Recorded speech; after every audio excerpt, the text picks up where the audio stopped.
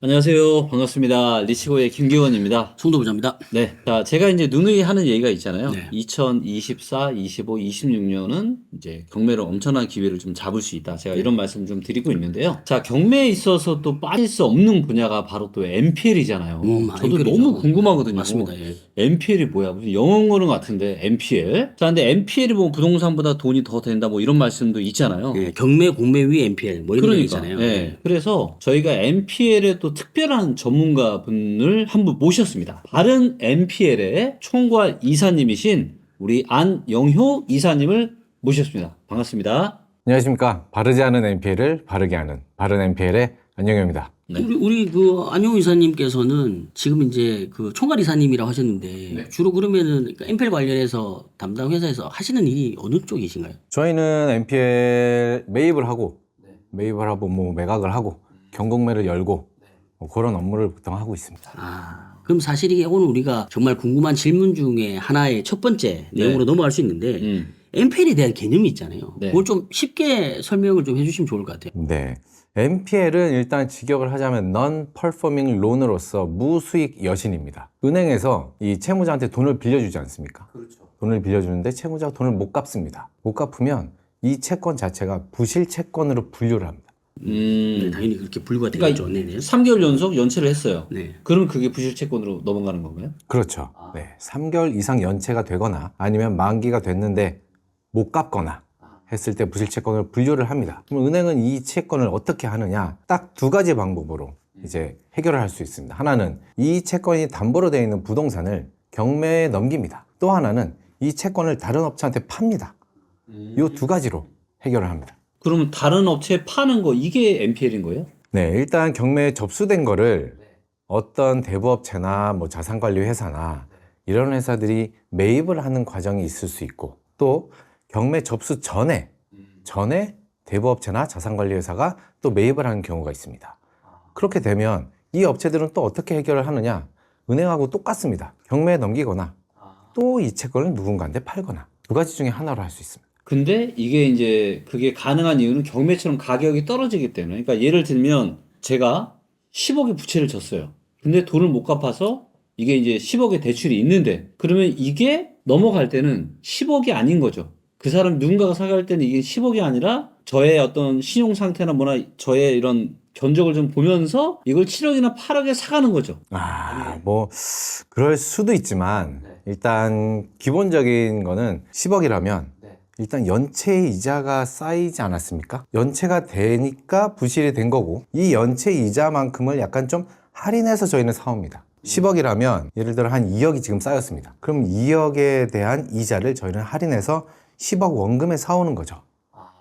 그리고 이 2억에 대한 이자는 저희가 받을 수 있는 권리가 있기 때문에 경매에 넘어가서 12억 이상 낙찰이 된다면 이 2억은 저희의 수익이 되는 거죠.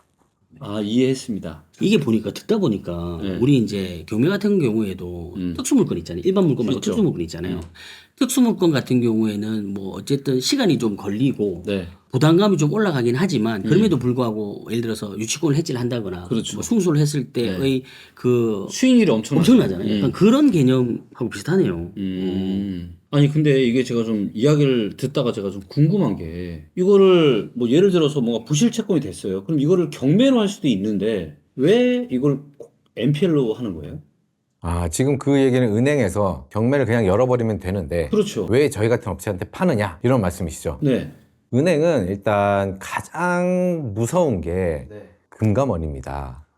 은행에서 가장 무서워하는 데가. 그리고 뭐 뉴스도 당연히 무서워하겠죠. 근데 왜 이 채권을 그냥 파느냐?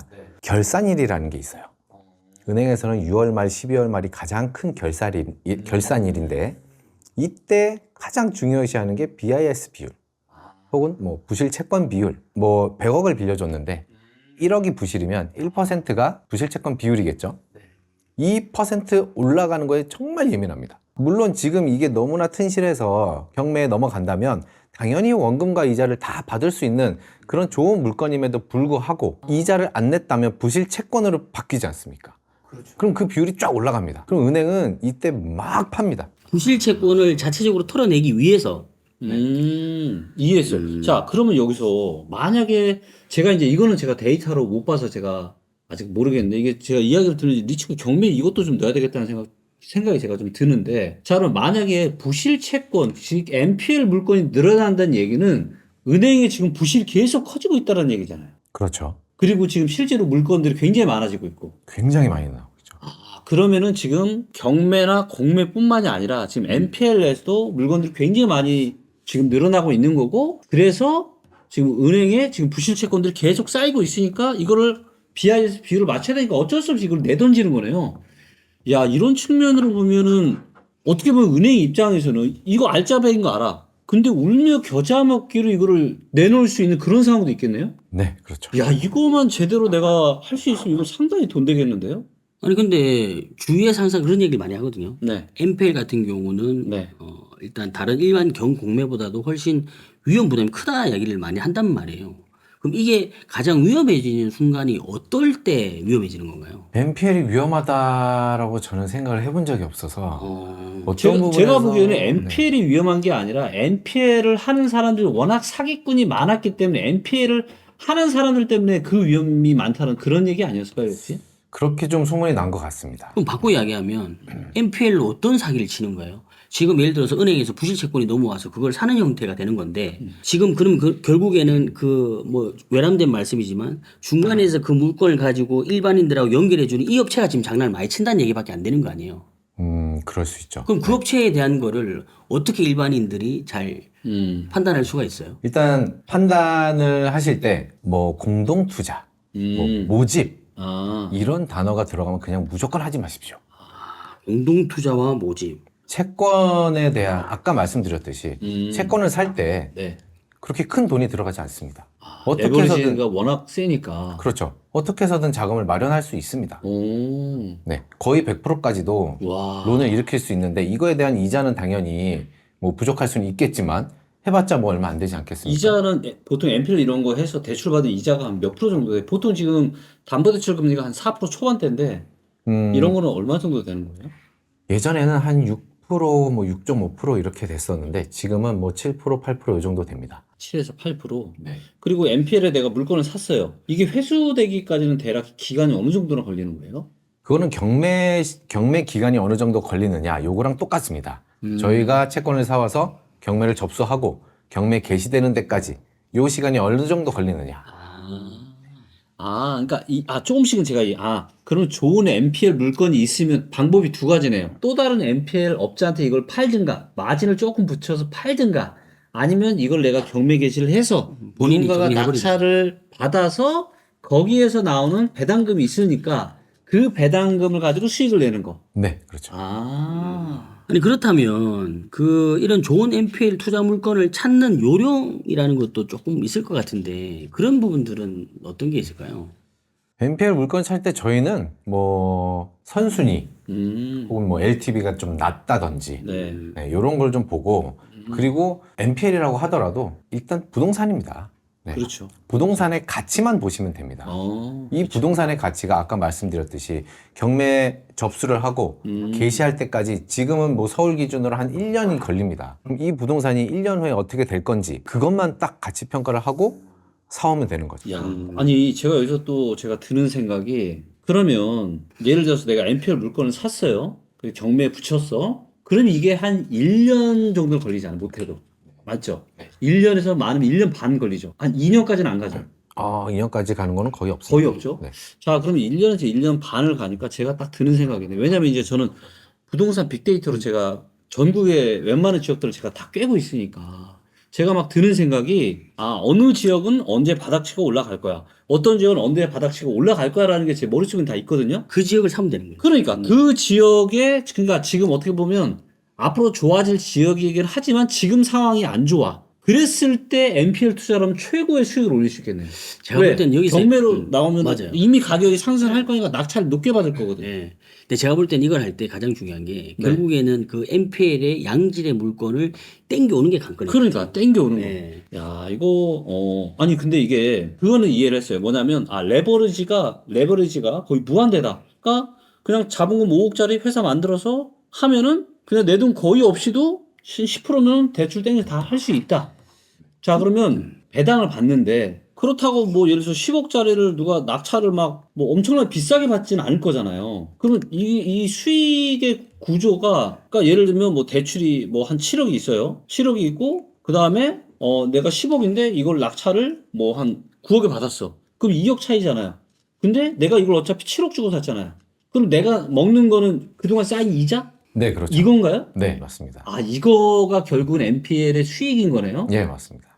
예를 들어 뭐 채권 원금이 10억인데 밀린 이자가 딱 2억입니다. 근데 이게 뭐 12억 이상 낙찰이 되면 저희는 원금 플러스 이자를 다 이제 배당받게 되는 거고, 그렇죠. 만약에 11억에 낙찰이 됐다. 그럼 저희는 1억 손해인 거죠. 그런데 이게 뭐 원래 감정가가 엄청 높아서 150억에 낙찰이 됐다 하더라도 저희는 12억까지만 배당이 되는 거죠. 아, 그러니까 얼마에 낙찰이 되는 상관이 없네. 결국은 이 이자 그동안 쌓이는 이자 따먹기네요. 그 이자랑 내가 대출을 끌어다가 내가 내야 되는 이 이자. 그러니까 차익이네. 여기서 이 차익이 결국은 수익이네. 그렇죠. 네, 차익이 된 게 수익이죠. 이해했습니다. 아, 이게 NPL이군요. 아니 그런데 어쨌든 NPL을 지금 또 준비를 해보시려고 하시는 분들이 꽤 계신단 말이에요. 네. 근데 그런 분들한테 마지막으로 뭔가 우리 NPL은 이런 게 있고 이런 부분들에 대한 거 조심해야 되는데 어떤 점을 주안점으로 해서 뭐 위기 있게 하면 좋을 것 같다. 뭐 이런 얘기 이제 해주셨으면 좋을 것 같아요. 일단 요즘에 저희한테도 제가 뭐 여기저기 좀 강의를 하고 있는데 수강생분들이 다 물어보시는 게 NPL 법인 하나 만들고 싶다. 대부 법인 하나 만들고 싶다. 네. 뭐 내가 당장 5억이 있다. 이렇게 해서 만들면 네. 뭐 어떻게 해야 되냐. 네. 그 질문이 정말 많이 들어옵니다. 그리고 심지어는 네. 대부법인을 만들고 네. 그 다음에 강의를 들으러 오시는 분들도 계세요. 그러면서 하시는 말씀이 만들었는데 네. 은행에서 채권을 이상한 것만 주더라. 아, 당연합니다. 당연한 거예요? 너무나 당연합니다. 어. 자, 일반 부동산이라고 생각을 해보죠. 제가 예를 들어 연희동에서 뭐 물건을 하나 샀습니다. 어떤 중개사분한테. 그러면 이 중개사분들은 저를 믿죠. 또 좋은 물건이 나오면 저한테 먼저 줄 겁니다. 살 것 같으니까. 그렇죠? 그렇지. 그런데 제가 안 산다고 했습니다. 그러면 또 믿음직한 누군가한테 또 주겠죠. 또 주고. 그러다가 남은 거. 그 남은 거를 신규 법인들한테 쫙 뿌리는 겁니다. 어쩔 수 없는 현상입니다. 그거는. 한마디로 좋은 거는 이미 나랑 오랫동안 NPL 거래를 하고 있던 사람한테 주고 신규한테는 그냥 안 좋은 거 준다 이거네요? 그렇죠. 여기도 안 가져가고 저기도 안 가져가는 거. 연락이 왔으니까 한번 줘볼까? 하고 이렇게 주는 겁니다. 야, 그럼 신규범위 설립해가지고 은행 가서 물건 확인할 때는 그냥 거의 뭐 설거지 수준으로 이야기밖에 안 되네요. 그러니까. 아니 그러면은 방금 말씀하신 것처럼 뭐 어쨌든 그 우리가 NPL 준비하시는 분들한테 당부의 얘기를 하는 거잖아요. 그럼 어떻게 하는 게 좋을 것 같다고 이야기를 해주실 수 있을까요? 일단 영업입니다. 아, 이것도요. 영업. 네. 일단 가장 그 구조를 한번 이해를 하셔야 되는데 1금융권은 절대로 수의계약으로 채권을 가져올 수가 없습니다. 그냥 하나씩 이렇게 가져올 수가 없다는 얘기입니다. 1금융권은 800억씩, 1000억씩 이렇게 묶어서 AMC, 자산관리회사, 유암코나 이런데 입찰을 쫙 합니다. 아, 그 안에 들어가기 위해서. 네. 그러면 이 자산관리회사들이 막 800억, 900억 막 쓰겠죠? 가장 높이 쓴 회사한테 쫙 벌크로 다 줍니다. 저희는 어디에 영업을 해야 되느냐? 2금융권에 가야 됩니다. 수협, 신협, 뭐 이런 쪽. 네. 농협, 네, 새마을금고, 다 2금융권이죠. 저축은행도 마찬가지고. 그런 쪽으로 쫙 영업을 해야 됩니다. 하루아침에 되는 건 아닙니다.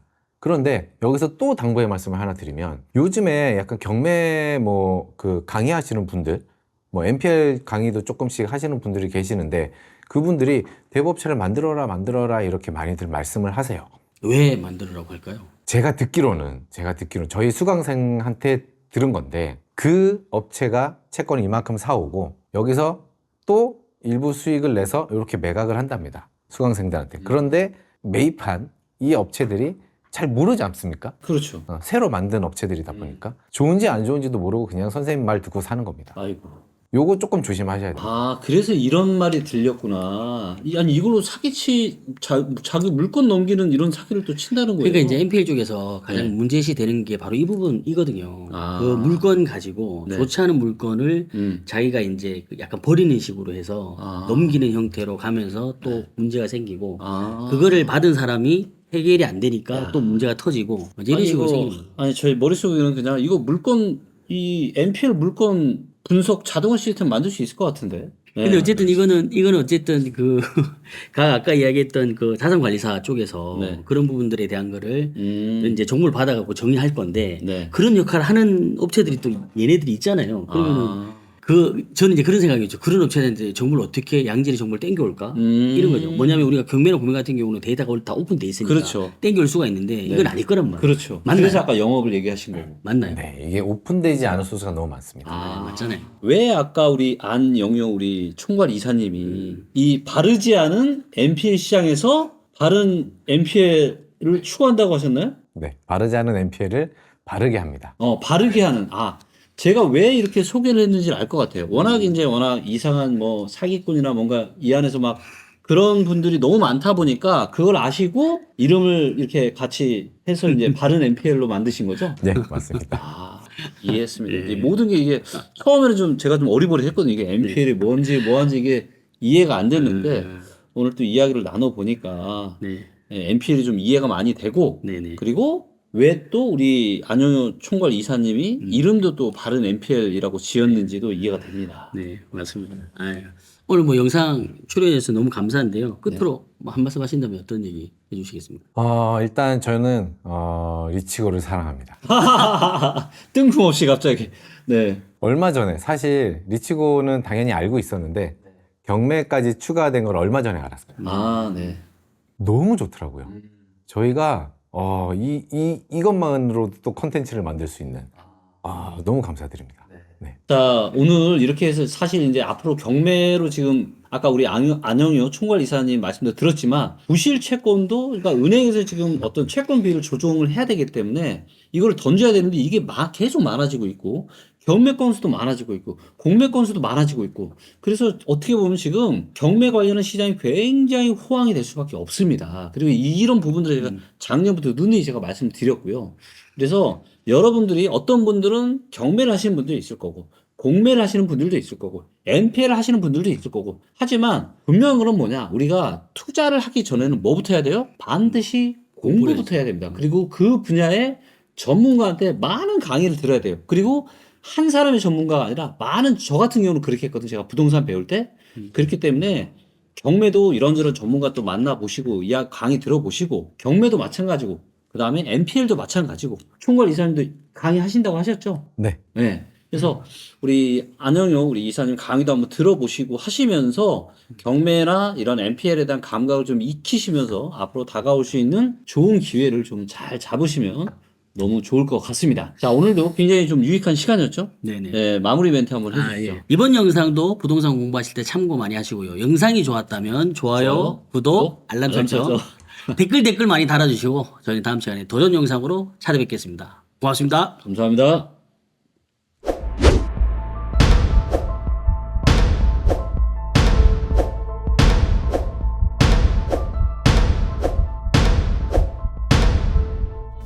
내년부터 본격화되는 이 세금 때문에 트리거가 시작이 돼서 거래량 데이터에서 그런 징후들이 보이고 있습니다. 서울의 아파트 시장은 올라갈 에너지는 없고 22년서부터는 이제는 보합이나 하락으로 내려갈 가능성이 많고요. 10년에 한 번 정도 있을까 말까 조로의 매도 기회가 왔다.